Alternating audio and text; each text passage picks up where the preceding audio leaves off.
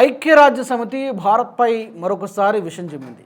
దీనికి కారణం ఏంటంటే రీసెంట్గా వరల్డ్ హ్యాపీనెస్ ఇండెక్స్ ప్రతి సంవత్సరం ఇది విడుదల చేస్తుంది. అంటే ప్రపంచంలో ఏ దేశాల్లో ప్రజలు ఎంత సంతోషంగా ఉన్నారు అనే దానికి సంబంధించి ఒక రిపోర్ట్ విడుదల చేస్తుంది. గతంలో కూడా ఇది జరిగింది, ఫస్ట్ టైం ఏం కాదు. తాజాగా విడుదల చేసినటువంటి రిపోర్ట్లో భారత్ 116వ స్థానంలో ఉంది. మొత్తం 147 దేశాలపై సర్వే చేస్తే అందులో భారత్ యొక్క స్థానం 116. మనకంటే అంటే భారతదేశం కంటే పాకిస్తాన్ బెటర్ ప్లేస్లో ఉంది. 104వ స్థానంలో పాకిస్తాన్ ఉంది. ఇండియా 116వ స్థానంలో ఉంది. మరి ఏ బేస్ మీద ఏ అంశాల ప్రాతిపదికన వీటిని తీసుకున్నారో తెలియదు కానీ పాకిస్తాన్ అన్ని రకాల దరిద్రాల్లో కొట్టిమిట్టాడుతోంది. ఆర్థిక సంక్షోభం, రాజకీయ సంక్షోభం, పేదరికం, నిరక్షరాస్యత, అన్ఎంప్లాయ్మెంట్ రేటు అన్ని విధాలుగా కూడా లాస్ట్ 2 decades లో అత్యంత అధ్వాన్నమైనటువంటి పరిస్థితిలో ఉంది పాకిస్తాన్. మరి ఇలాంటి పాకిస్తాన్ భారత్ కంటే ఏ విధంగా బెటర్ ప్లేస్ లో ఉంచింది అనేది చాలా మంది ఐక్యరాజ్య సమితిని తిట్టిపోస్తున్నారు. ఈ రిపోర్ట్ ని ట్యాగ్ చేస్తూ సోషల్ మీడియాలో చూద్దాం. అసలు యాక్చువల్ గా ఈ రిపోర్ట్ లో ఫస్ట్ ప్లేస్ లో వచ్చింది ఫిన్లాండ్. గత 9 సంవత్సరాల నుంచి ఫిన్లాండ్ కి నెంబర్ 1 ప్లేస్ ని ఇస్తూ వస్తుంది. ఈసారి కూడా ఫిన్లాండ్ కి నెంబర్ 1 ప్లేస్ ని ఇచ్చారు. ఆ తర్వాత వచ్చి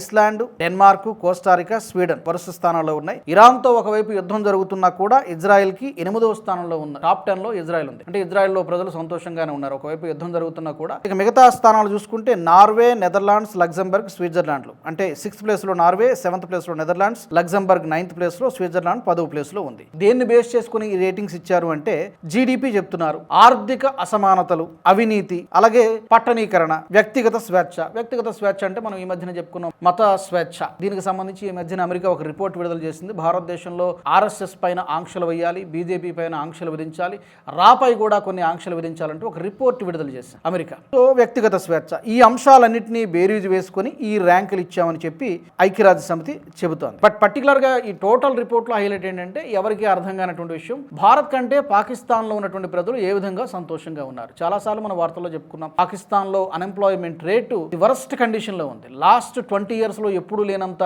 నిరుద్యోగ అన్ఎంప్లాయ్మెంట్ పెరిగిపోయింది. అక్కడ పోవర్టీ కూడా చాలా అధ్వానమైనటువంటి పరిస్థితిలో ఉంది అక్కడ.